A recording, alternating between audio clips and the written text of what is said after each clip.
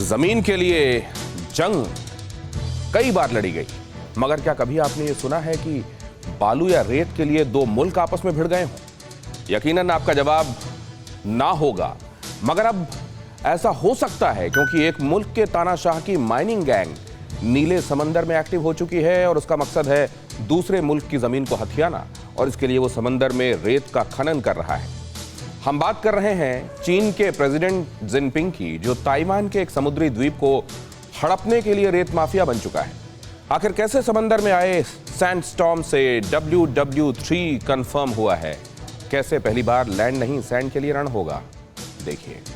Jinping की सेना दुनिया के नक्शे पर मौजूद एक छोटे से मुल्क का वजूद मिटाने की तैयारी शुरू कर चुकी है। समंदर से हजारों फीट ऊपर आसमान में खूंखार लड़ाके, एटम बम बरसाने वाले बॉम्बर और जंगी बेड़ों को तबाह कर देने वाले जायंट किलर लगातार टारगेट पर निशाना साधे हुए हैं।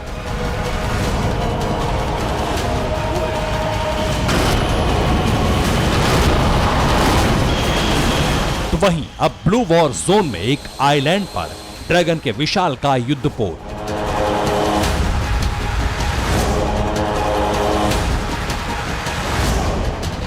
समंदर में सैंड स्टॉर्म लाने के लिए मिशन पर जुट चुके हैं। जी हां, ड्रैगन कंट्री के सिरफिरे प्रेसिडेंट की जंगी सनक फिर से हिलोरे मारने लगी है।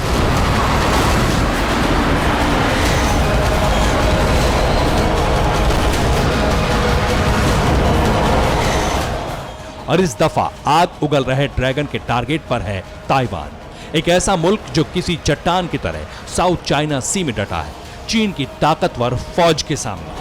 मगर इस दफा चीन का मकसद क्लियर है, हर हाल में ताइवान को कमजोर करना, नीले समंदर में उसकी मजबूत पकड़ को ढीला करना, और अपने इसी मिशन को पूरा करने के लिए शी जिनपिंग रेत माफिया बन चुके हैं। जानकारी के मुताबिक चीन इन दिनों ताइवान के खिलाफ एक नया मोर्चा खोले हुए है। चीनी नौसेना के सैकड़ों जहाज ताइवानी जल सीमा में मौजूद उथले सागर में बड़े पैमाने पर रेत उत्खनन का काम कर रहे हैं, और इसकी वजह साफ है, ताइवान को जंग के लिए उकसाना। असल में ताइवानी इलाके में खुलेआम रेत की डकैती करना चीन का नया हथियार है, जिसके इस्तेमाल से वो कथित ग्रेजो वॉर के अभियान में ताइवान को कमजोर करेगा। ये एक ऐसी रणनीति है जिसके जरिए जिनपिंग बिना कोई युद्ध लड़े दुश्मन को उसके इलाके से बाहर निकालने में कामयाब हो जाएंगे। कैसे, पहले वो आपको समझाते हैं।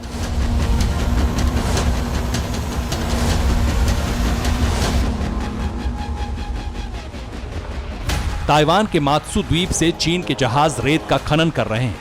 इस खनन के पीछे का मकसद मात्सु द्वीप को पूरी तरह तबाह करना है। रेत कटने से मात्सु द्वीप की सीमा लगातार घटती जाएगी। मात्सु द्वीप की जमीन कटने से ड्रैगन की समुद्री सीमा बढ़ जाएगी। मतलब साफ है, इन हथकंडों को अपनाकर ड्रैगन नीले समंदर में मौजूद ताइवान के एक आइलैंड पर धीरे धीरे कब्जा कर लेगा, और जैसे जैसे चीनी सेना का दखल मात्सु द्वीप पर बढ़ेगा, वैसे वैसे इस द्वीप की अर्थव्यवस्था भी बर्बाद हो जाएगी, क्योंकि कोई भी यहां जाने से हिचकेगा। हालांकि चीन की इन हरकतों से परेशान ताइवानी नौसेना ने अपनी गश्त को तेज कर दिया है। चीन के रेत उत्खनन वाली ये जहाज अब भी ताइवान के मात्सु द्वीप के आसपास घुसपैठ करते हैं, तो उन्हें खदेड़ने की कोशिश भी की जा रही है। मगर ड्रैगन अपनी पूरी ताकत के साथ डटा है। चीनी नौसेना लगातार अपने जहाजों को ताइवान से बचा रही है। बस इसी के चलते दोनों मुल्कों में तनाव फिर से चरम पर पहुंच रहा है।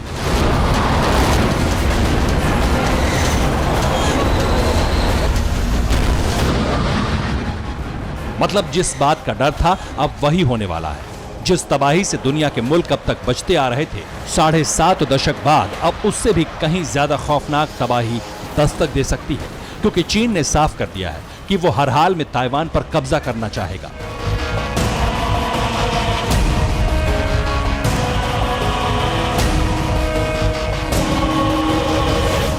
चाहे इसके लिए उसे कोई भी कीमत चुकानी पड़े।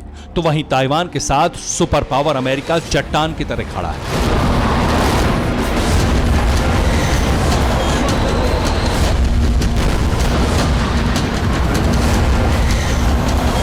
भले ही अमेरिका में सत्ता बदल गई है, लेकिन ट्रंप के बाद जो बाइडेन भी चीन के खिलाफ उतने ही आक्रामक हैं। बाइडेन ने भी ताइवान की हर मदद करने का ऐलान किया है।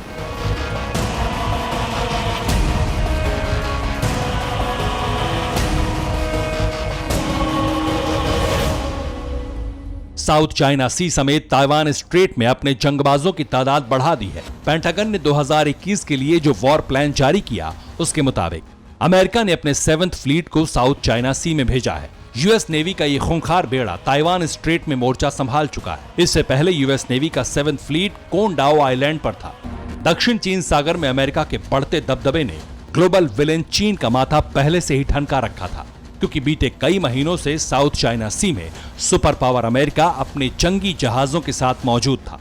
कई वॉरशिप, डेस्ट्रॉयर्स और लड़ाकू विमानों ने दक्षिण चीन सागर में डेरा डाल रखा था।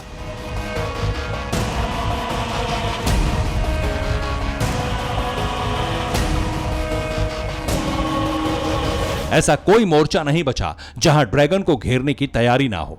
लेकिन अब अमेरिका के सबसे घातक बेड़े ने साउथ चाइना सी में एंट्री मार दी है।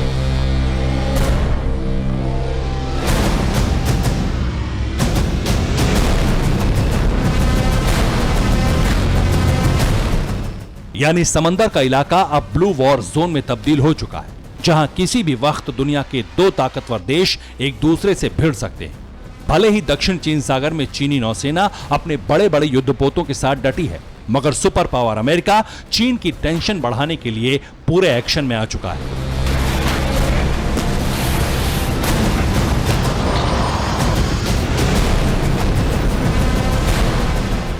आपको बता दें, हाल ही में कोंडाओ आइलैंड पर अमेरिका, वियतनाम और भारत की नेवी ने सबसे बड़ी एक्सरसाइज की, जिसका मकसद सिर्फ एक था, ड्रैगन को उसकी हैसियत बताना। इस युद्धाभ्यास में अमेरिका का 7वां बेड़ा भी शामिल था।